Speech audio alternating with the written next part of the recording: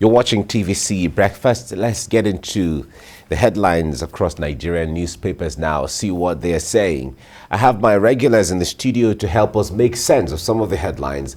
Tunji Abdulhammed is here. Good morning, Tunji. Nice to see you. Good morning, Mike. Great. Okay. And I also have Smart Apejoye here as well to help us make sense of this. Smart, good morning. Good morning. Good to see you. Good to see you too. Great. Now let's begin with Blueprint newspaper.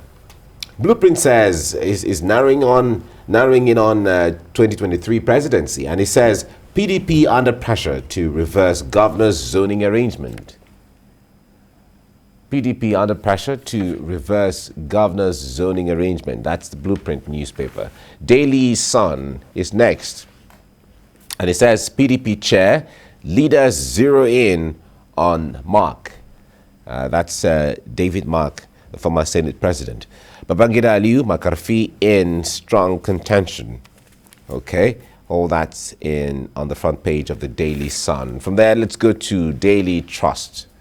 Daily Trust newspaper says pressure mounts on Buhari to probe Bagudu Obi others. All right, CSO's lawyers demand special panel to look at this, and certainly you have several other writers there. That's Daily Trust. Daily Times is next, and it says Southeast governors move to end IPOBs or IPOBs set at home order. Condemn spate of killings in the region. Say Bubeagu regional security outfit to take root before end of 2021. All right, as time permits us, we'll certainly look at this when we open discussions shortly. This Nigeria is next, and it says agitations, insecurity, dialogue is key. An IPOB 30 separatist groups exist in the southeast. Abaribe Senate minority leader is saying that IPOB 30 separatist groups exist in the southeast. Okay, this Nigeria. Daily Independent. It says Anambra Guba election under threat. That's INEC is saying that, but they have assured that the election will go on the 6th of November as scheduled. Security agencies will secure lives, property. NSA is assuring that. Okay, we'll certainly give time to discuss this as well. Okay, from there, let's go to News Direct, and it says repositioning education. Federal government reintroduces bursary, approves 75,000 naira stipend for undergraduates. To raise teachers' retirement age to 65 years, seeks automatic employment for education students. Okay, as a way of strengthening the education sector there. Okay, that's News Direct. The Punch newspaper. Teachers' new salary scale. States NUT on coalition course as government cites cash crunch. NUT dismisses state excuses. It says only governors against teachers won't honor new scale. Ogun Ekiti base implementation on availability of funds, and Benue banks on increased allocation. Okay, that's the Punch newspaper. From their Leadership newspaper is next. Senate bends rules to allow PMB present 2022 budget tomorrow.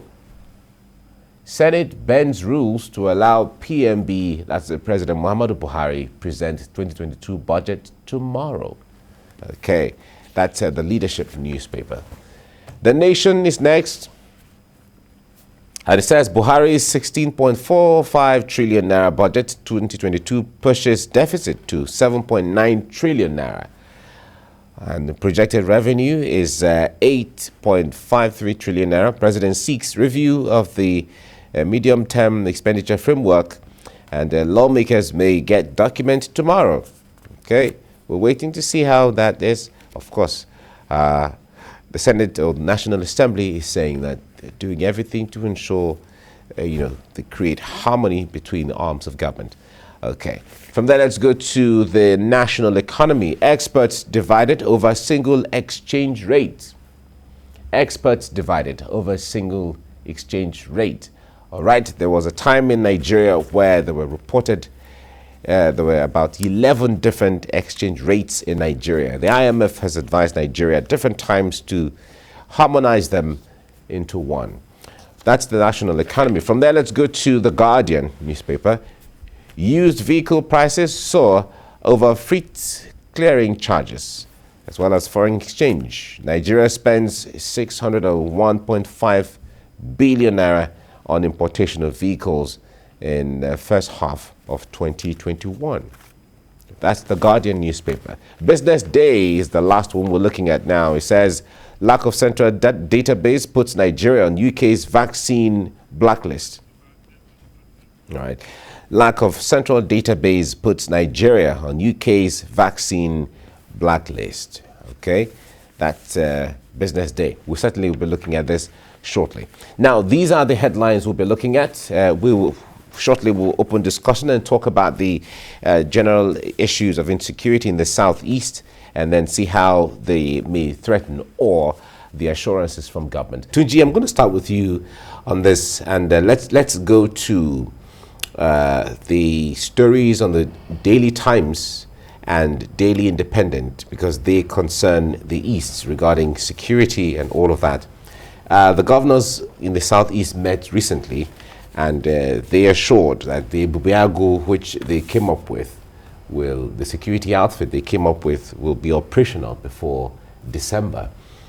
However, also recall that the military had launched Operation Show of Force, as well as the Golden Dawn, But what do you make of all of this going into the election of Anambra State exactly 1 month from today? I think, let me start by saying that the coming together of the Southeastern governors to talk about the issue is a way to go. But for me, it's coming a bit late. And that is a problem we have in this country. Those in leadership, nonchalant attitude has been affecting us seriously. They wait till issue generates into crisis before they wave in. Sometimes, in fact, when the issue is starting getting rearing his head, they give excuses for those who are doing it, rather than call them to order. Because our stakeholders should see this as they should be prompt in acting. That's what. If they had before now approach these people or use a method, this particular method of coming together, discuss with those people, the IPOB people, probably will not be to this level. If the president, on the other hand, too, before now, not. But if there's a situation of dialogue where we're discussing, of course, they're going to come up with their terms. And when they come up with their terms, because at the point where we are on the table, we're discussing, of course, I need to be able to shift ground to accept some of their terms. I have to shift ground to accept some of my terms. I'm not even talking about coming together to discuss terms now. Okay. I'm talking about a situation whereby when you are seeing that issue is about coming up, engage these people one-on-one. Yeah, but I'm talking about, they know them. What would you mean by engagement? How do you mean by engage? Yeah, it's not to discuss or call them to order. Stop giving excuses for them. Okay. Because what we see that most of them were giving excuses as to why they are doing it, because they are agitating, we have been marginalized, we have been. So that is an encouragement, as far as I'm concerned, to those who are committing, who are causing. Just don't add to the crisis by giving excuses of we have been marginalized. This is our turn. We have not been given an opportunity to do this. We have not been. That's what most of the governors are saying. Most of the stakeholders in the southeast and the south generally. That's what they were saying. If they had condemned what those people are doing and say and bring them and try to see how they can also talk to them and say, don't let us go this way. Though we know you are angry, we know we have been. This has happened. But let's make it a peaceful atmosphere. Let's engage the government. Let's on your behalf and talk to the government and see what we can do to solve the issue. All right. Now, Smart, the Tunji said that it's a good thing that the governors are talking, but this is coming a little late. If we have to put things in perspective, what really can the governors do regarding the situation in the Southeast? You see, sometimes when I sit back and take a critical look at the issue of insecurity in this country, I wonder if these so-called governors, even starting from the Mr. President himself, if they ever... But they're governors. They're not so-called. They're governors. If they even thought that, look, that people's life matters most.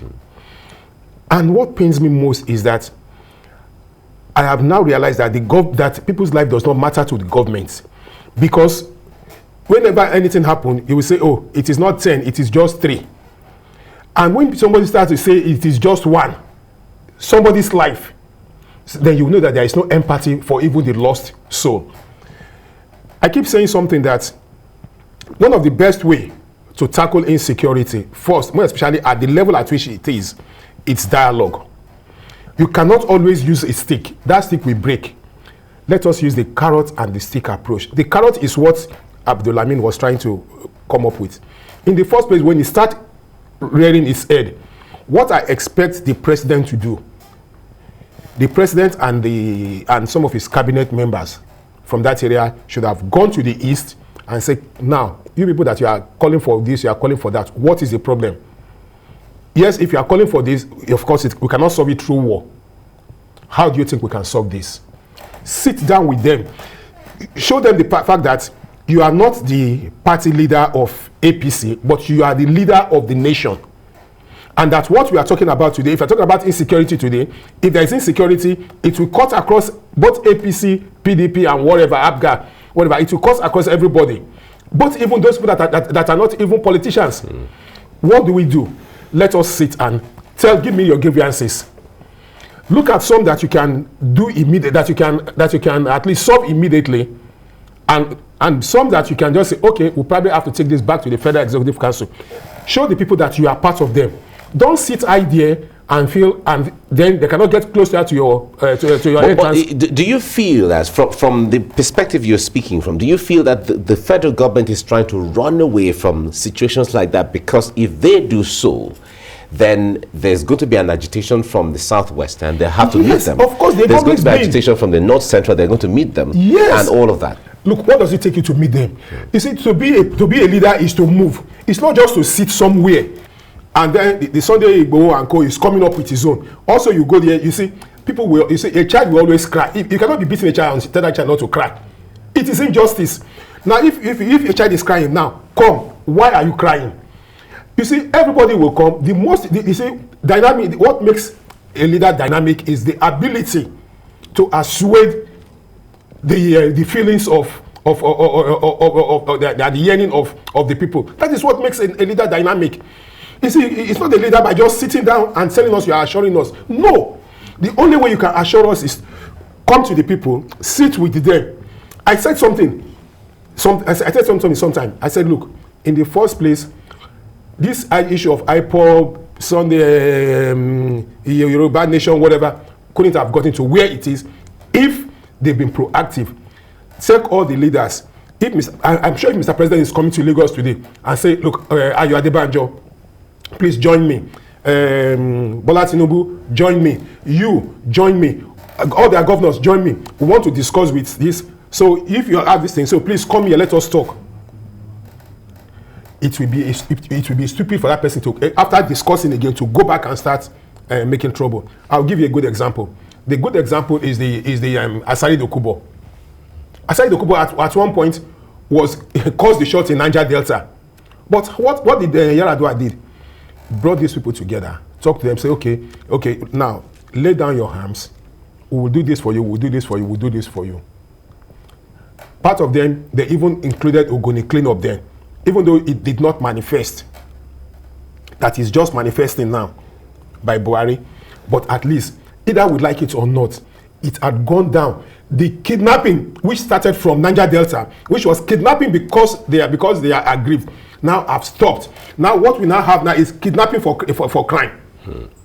So you see, dialogue is the best. Dialogue is the best. In the Niger Delta, others are arguing as regarding the amnesty program which is going on in the Niger Delta. How long should it take place? How long should it continue? Because some of these boys got a lot of contract to protect oil installations here and there from the report we got.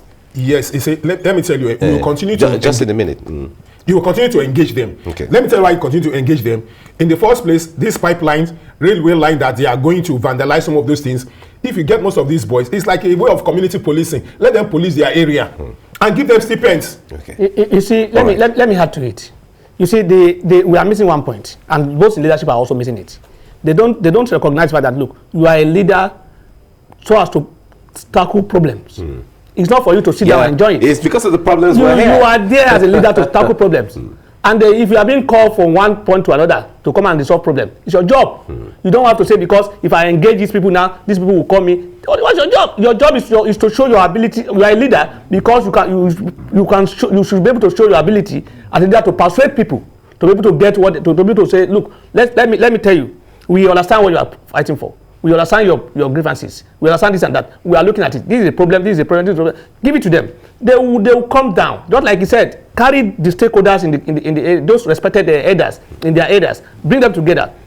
Engage them together. But what we see in this country is that the government will sit aloof. See them as don't mind them. Let them continue and do what they want to do. We will engage them. We will do fire to fire. How can you be doing fire to fire for your citizen? When you now put military, they are not being killed. Are you solving problem or adding more to the problems? Okay. So we should as a leader, we should see ourselves as being in position to resolve crisis, not to add to the crisis. All right. We look forward to how these issues will be. The governors, on one hand, in the southeast are meeting. They've met and they'll keep meeting to see what they can do. The military is, on the other hand, doing whatever they have to do.